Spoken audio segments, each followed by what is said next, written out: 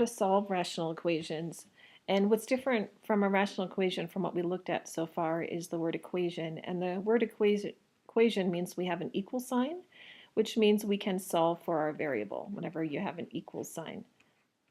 So we're not just going to be multiplying, dividing, or simplifying. We're actually going to be solving for x or t or whatever variable we have.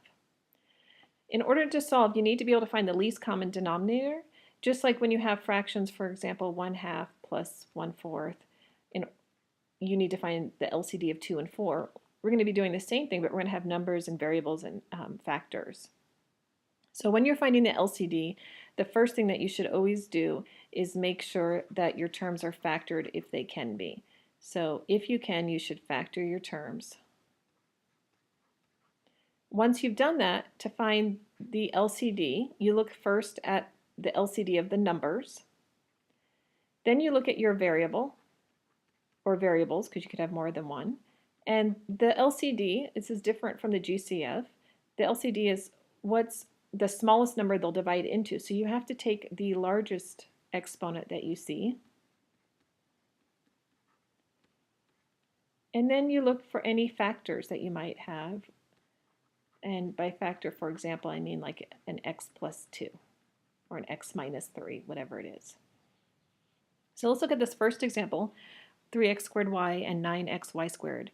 If these were in our denominator and we were looking for the LCD, there's nothing that can be factored. So you start with the number, and you have a 3 and a 9, and the LCD of 3 and 9, the smallest number 3 and 9 divide into evenly is 9. Both 3 and 9 divide into 9. You then take the largest exponent. So for x squared and x, the largest exponent would be x squared.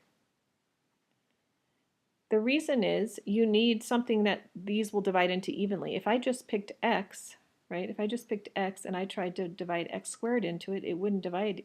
I'd have something left in the denominator still. So I need to pick the largest exponent so it will divide. Okay, then we look at the y. We have a y and y squared, and the largest exponent is y squared. For this example, the first term is factored, but the second one I can pull out the GCF, and so I'm going to pull out an x, and that leaves me with x plus 6. So this is going to be gone. And then we'll write the LCD, and the LCD, there's only the number 1 in front of both of these, so I don't need to write that. The variable would just be, there's no variable here, but there is a variable x here, so I need to include that. And then they both have the factor x plus 6 in common. So I only need to count it once, since they each only have it once. If they had different factors, I need to write both of them. Okay, for this last one, the first two factors, the x minus 8 and the x minus 4, are okay, but I need to factor the second one. So I need two numbers that multiply to be 32 and add to be negative 12, and that would be negative 8 and negative 4. Okay, so this is gone. So then the LCD, there's no number outside the parentheses, there's no variable outside the parentheses, so it's just the two factors of x minus 8 and x minus 4. And we'll practice this some more when we're actually solving.